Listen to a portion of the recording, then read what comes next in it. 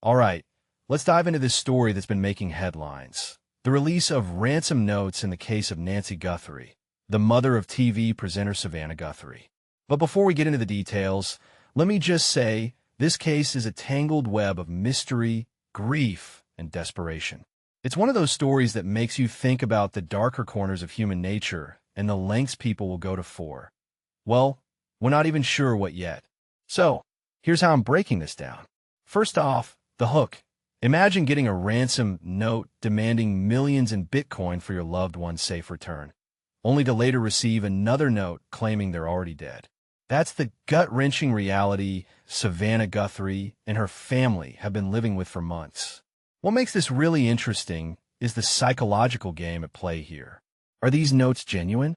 Are they a ploy to throw investigators off? Or is this a case of amateur criminals who bit off more than they could chew?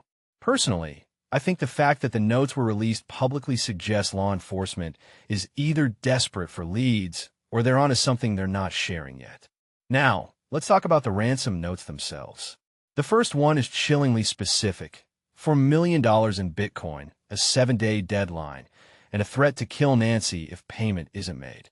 What many people don't realize is that Bitcoin transactions are traceable, so demanding payment in crypto seems like a rookie move. Unless, of course, the kidnappers have a way to launder it, which raises a deeper question. Are these people seasoned criminals? Or is this a crime of opportunity gone horribly wrong? One thing that immediately stands out is the mention of the white smartwatch and the broken floodlight, details that feel like a twisted attempt to prove Nancy was actually taken. It's almost like they're trying too hard, which makes me wonder if these details are even real. The second note is where things get even more complicated. It claims Nancy died shortly after being abducted due to a heart condition and that she's buried in nature.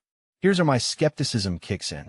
If you take a step back and think about it, this note feels like damage control. Maybe the kidnappers realized they couldn't follow through with their demands, or perhaps they panicked when they saw the public outcry. What this really suggests is that the truth might be far messier than either note lets on. A detail I find fascinating is the tone of this second note. It's almost apologetic, which is bizarre for a ransom situation. Are they trying to humanize themselves? Or is this just another manipulation tactic?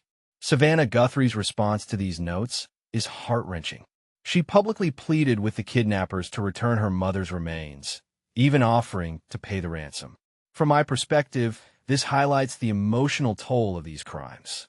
Families are left in limbo, forced to negotiate with people who may or may not have their loved one.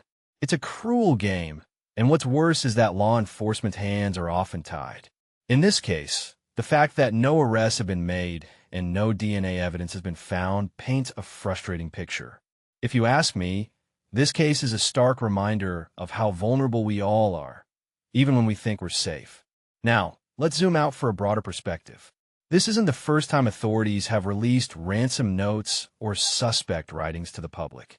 It's a tactic that relies on the hope that someone out there will recognize a phrase, a handwriting quirk, or even a grammatical error. But here's the thing. Linguistic analysis is tricky. People's writing styles can vary wildly depending on context, and these notes could be deliberately misleading.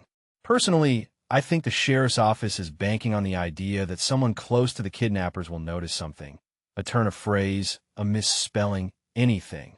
But in my opinion, it's a long shot. So what does this leave us? 6 months in, with no body, no arrests, and a family still searching for answers. What makes this case so haunting is the uncertainty. Is Nancy Guthrie really dead, or is she still out there somewhere? And if she is gone, why hasn't her body been found? This raises a deeper question about how we handle these cases as a society. Are we doing enough to prevent them? Are we giving families the support they need? Honestly, I don't have the answers, but I do know this. Stories like these force us to confront the fragility of our own safety and the lengths we'd go to for the people we love. Before I wrap this up, let me leave you with this thought. What if the truth is even stranger than we've imagined? What if this case isn't about money or revenge, but something far more personal? It's a chilling possibility and one that keeps me up at night. So what do you think? Is this a straightforward kidnapping gone wrong? Or is there something more sinister at play? Let me know in the comments below. And remember, sometimes the most disturbing stories are the ones that hit closest to home.